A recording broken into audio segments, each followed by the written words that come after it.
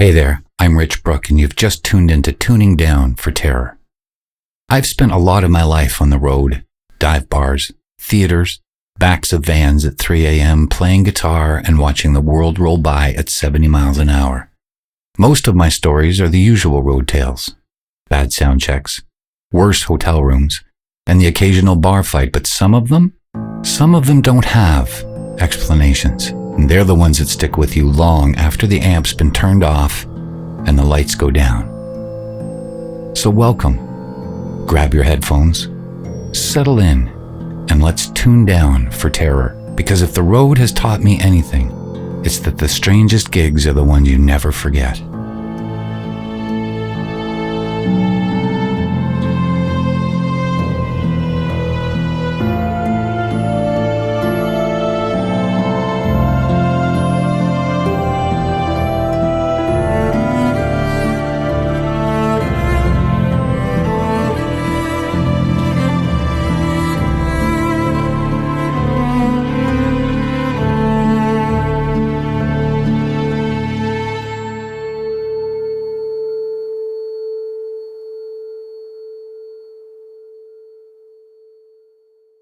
You know, when you tour, you learn to ignore weird smells and bad wiring, but you never ignore the crew. The sound guys, the lighting techs. They're your lifeline. This was a place somewhere outside of Denver, an old theater. It was one of those rare nights where everything just felt tight. The sound was great. The lights were perfect.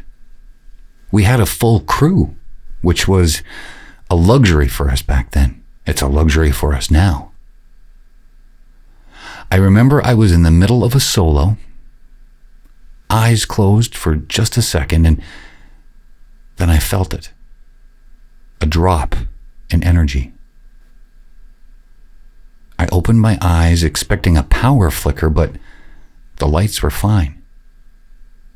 The vibe was wrong.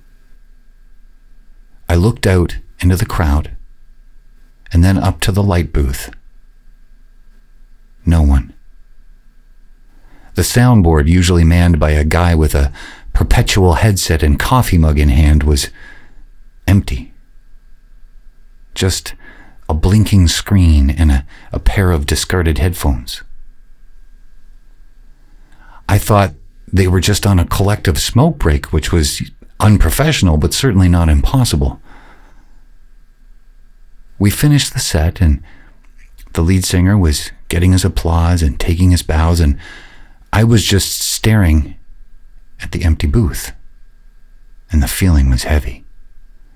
Like the air itself was thick. When the house lights came up, I hurried backstage to try to find someone. The green room, empty. The loading dock, empty. No road cases being moved. No chatter, no spilled beer. It was silent. Like the air had been vacuumed out of the building. I mean, not a single roadie or tech was anywhere to be found. It was just us and the local bar manager who was counting his cash. I grabbed the manager, his name was Gary, and said, "Hey, where's your crew? Did they walk off mid-set?" And Gary looked at me, deadpan, and said, "Crew? We don't have a crew here, man. It's a Sunday night. I just gave you guys the keys to the board, and you guys ran your own lights and your own sound tonight." Well, my blood ran cold. I swore I had seen a dozen people. A full-on professional road crew all night. I looked back at the soundboard, and the headphones were still there, but the screens were off, completely dark. I spent 10 minutes going through my memory, convinced I was hallucinating. But I know what I saw. I saw a crew run a perfect show. And when it was over, they simply vanished, leaving all their gear behind. And I still think about those headphones. Who was using them? That feeling of seeing something that shouldn't be there, it really, really sticks with you. And it reminds me of a guy that I met just outside a recording studio who was having a very similar problem. We're going to take a quick little breather, and when we come back, I'm going to tell you all about the studio monitor ghost.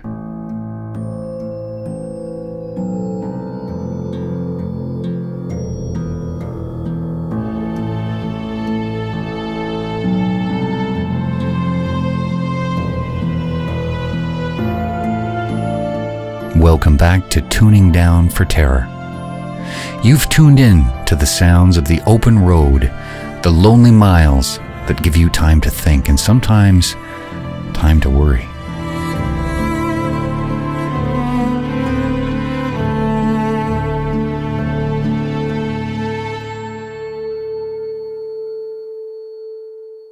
After the chaos of the road, sometimes I dove into the controlled environment of the recording studio. I did some work there years ago, and that's where I met a session keyboardist named Mark. And Mark, well, he was the total pro. Classical training, absolutely meticulous. The kind of guy who could hear a quarter tone off from across the room. He knew all the technical rules. So when he started telling me things were wrong in the control room, well, I took it seriously. If Mark said something was off, then something was off. The studio itself was one of those old school places, wood panels, massive soundboard, that perpetual smell of cigarettes and solder. But Mark said the problem wasn't the sound, it was the video monitor. We used a little screen in the control room to see the drummer and the singer in their isolation booths.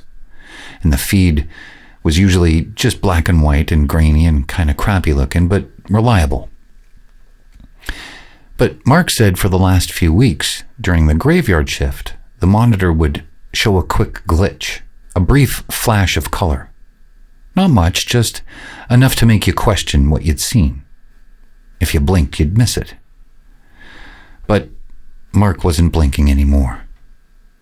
It wasn't static. It was a face.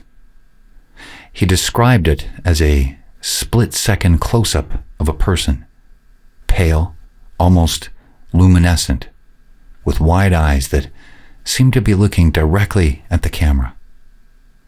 And what looked like a dark, deep cut across the forehead, still wet-looking, even in the grainy feed.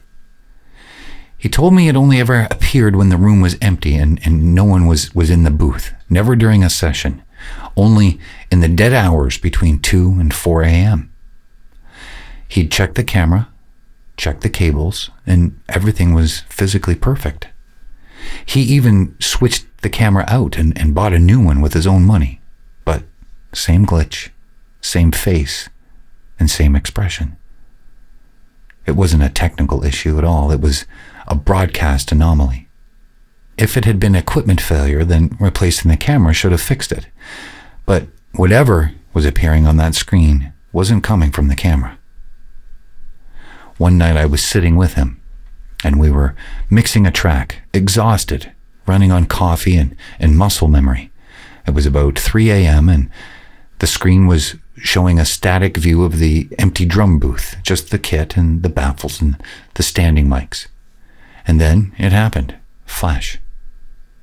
That face, pale, cut forehead still glistening, wide eyes locked right on us.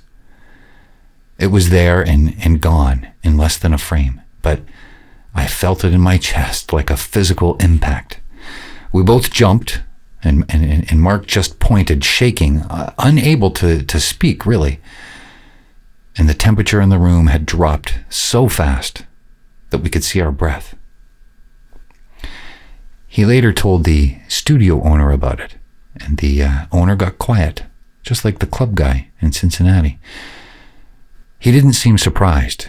He walked over to a framed photo on the wall, one that I had passed 100 times without even really looking at it. A young man with very kind eyes and a keyboard mid-performance. The owner said that the guy had been a session musician who had unfortunately taken his own life in the control room 20 years ago.